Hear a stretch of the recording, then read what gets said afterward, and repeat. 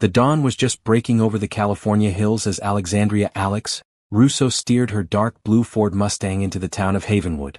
Today was her first day as chief of police, a significant milestone in her career. Alex, a Latina woman, had overcome numerous obstacles to reach this position. She knew Havenwood wouldn't be an easy town, a place where conservative ideals and prejudice still ran deep.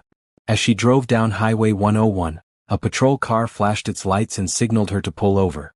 Two officers emerged, a middle-aged man with a stern expression and a younger one, looking somewhat perplexed. Senior Officer Derek Miller approached Alex's window, his eyes scrutinizing. "License and registration," he commanded. Alex handed over her documents, but she sensed something was off. Miller's gaze and demeanor indicated this wasn't a routine traffic stop. "You were speeding," Miller stated, "and this vehicle seems out of place for this area." Alex frowned. "I don't believe I was speeding, and I'm not sure what you mean by out of place." "This area isn't for people like you," Miller said, his tone laced with implication. Alex felt a surge of anger. "What the hell are you talking about?" she demanded, her voice sharp. "I'm the new chief of police of Havenwood, and I won't tolerate any discriminatory behavior." Miller and the younger officer froze, taken aback that the woman they had just pulled over was their new boss. Alex's anger flared. "This is an abuse of power and I won't let it slide," she said. "I'll make sure you both are held accountable for your actions." The heavy silence hung in the air as Miller and Kelso stood frozen, realizing the gravity of their mistake. Alex, her heart still ablaze with indignation, looked directly into their eyes. "I didn't come here to play power games," she said, her voice still trembling slightly. "I came here to serve this community, to protect everyone regardless of their skin color or background. But what you just did, it goes against everything I believe in." Miller tried to regain his composure, but his voice faltered. "Chief, there must have been some misunderstanding. We were just doing our job." "Your job?" Alex interrupted. "Your job is to discriminate, to make assumptions based on my skin color? Do you even know that my whole life I've had to fight against prejudices like this? Do you know that I've had to work twice as hard as others to get to this position?" Kelso, the younger officer, kept his head down, unable to meet Alex's gaze. He knew he was wrong, but he didn't know what to say. Miller, his face flushed, attempted to justify himself. "We didn't mean it like that, Chief. We were just trying to ensure the safety of the area."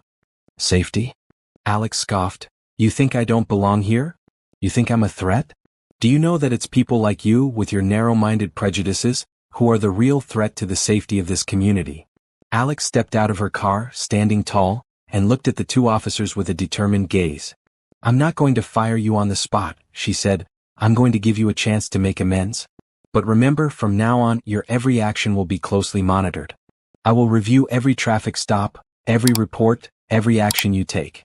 And if I find any sign of discrimination, I won't hesitate to act." She turned to Kelso, who was still looking down. "Officer Kelso, I hope you understand that you're at a crossroads. You can continue down the path of prejudice and bigotry, or you can choose the path of justice and respect. The choice is yours." Then Alex turned to Miller, who was still trying to maintain a calm facade. "Senior Officer Miller, I know that having a woman like me as chief of police isn't easy for you. But I hope that you can put aside your personal biases and work with me to build a better Havenwood. Because in the end we all share the same goal, to protect and serve this community." Alex got back into her car and slammed the door shut. She knew that this was just the beginning of a long battle. But she also knew that she wasn't alone. She had the strength of justice, fairness, and the people of Havenwood, who were waiting for a change. The reverberations of Alex's words hung heavy in the air, a stark reminder of the shift in power and the dawn of a new era in Havenwood. With the initial confrontation behind her, Alex knew the true battle was just beginning.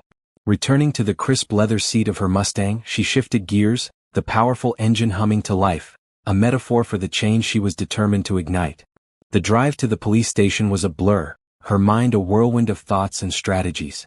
She wasn't just a new chief, she was a catalyst for change, a beacon in a town shrouded in prejudice. Stepping into the precinct, the atmosphere was thick with tension. Every pair of eyes followed her, some with curiosity, others with thinly veiled hostility. She moved with purpose, her heels clicking against the linoleum floor, each step a declaration of her presence. The first order of business was to address the entire department. The meeting room, usually a place of casual briefings, now felt like a courtroom, every officer a potential witness. "I called you all here," Alex began, her voice resonating with authority, because what happened this morning cannot, and will not, be ignored. She recounted the events of her traffic stop, sparing no detail, her words painting a vivid picture of the blatant discrimination she faced. A collective gasp rippled through the room, some officers shifting uncomfortably, others exchanging uneasy glances.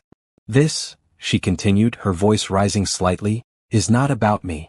It's about every citizen of Havenwood who has been stopped, questioned, or harassed because of the color of their skin, their background, or their beliefs.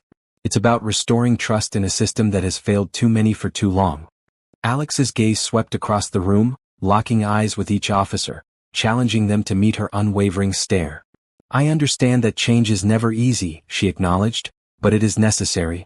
We are not here to enforce our personal biases.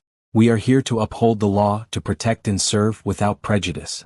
She outlined her vision for the Havenwood Police Department, a force built on integrity, accountability, and respect. She announced new policies, mandatory diversity training, and a zero-tolerance approach to discrimination. Every complaint will be investigated thoroughly, she declared, and every officer will be held accountable for their actions. The room remained silent, the gravity of her words sinking in. Alex knew that some officers would resist, that change would not come without resistance. But she also knew that she had the support of those who believed in justice, who were ready to stand with her. As the meeting adjourned, a few officers approached her, their expressions a mix of apprehension and hope. Chief, one of them began, we want to do better. We want to be part of the change. Alex nodded, a small smile playing on her lips. Then let's get to work, she said, her voice filled with determination. The journey ahead would be challenging, but Alex was ready. She was not just a chief of police, she was a force for change, a symbol of hope in a town yearning for justice. Chukchan Roy, De La Don Van 302 Cho Y4, Lien Ket Voy Y1 Tu Va 3, Viet Mut Ma Va Sang Tao Bang Tiang On Mai.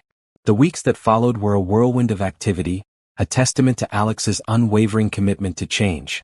Every traffic stop, every complaint, every interaction was scrutinized, analyzed, and used as a learning opportunity. Miller and Kelso, initially resistant, gradually began to adapt, their actions reflecting a newfound awareness of their biases. The department, once a bastion of the old guard, slowly started to transform, a ripple effect spreading through its ranks. Alex's presence became a symbol of hope for the community, a beacon of justice in a town too long accustomed to prejudice. She held town hall meetings, listened to the concerns of the residents, and implemented policies that fostered transparency and accountability. The media, initially skeptical, began to take notice, their reports shifting from sensationalism to admiration. One evening, as Alex was leaving the precinct, she was approached by a young woman, her eyes filled with tears. Chief, she began, her voice trembling, my brother, he was stopped by the police last week. But this time it was different. They treated him with respect. They listened to him. Alex's heart swelled with a sense of accomplishment. This was the change she had envisioned, the impact she had hoped to make. It wasn't just about changing the police department, it was about changing the culture, about fostering a sense of trust and understanding between the police and the community. As she drove home that night, Alex allowed herself a moment of reflection. The road ahead was still long, the challenges still immense. But she knew that she was on the right path, that she was making a difference. And that, she thought, was worth every struggle. The story of Alexandria, Alex Russo, the new chief of police of Havenwood, is not just a tale about change in a small police department. It's a powerful reminder of the strength of perseverance, courage, and belief in justice. Alex showed us that no matter who you are, no matter where you come from, you have the right to be treated fairly and respectfully. From this story we can draw valuable lessons. And never be silent in the face of injustice. Speak up when you see something wrong. And be brave to confront prejudices. Don't let prejudices hold you back. And be the one to create change. Don't wait for others to change the world, start with yourself. And persistence brings success. Don't give up when you face difficulties, keep fighting for what you believe in. These lessons are not only applicable to law enforcement, but also to all of us. Let's work together to build a fairer and better society.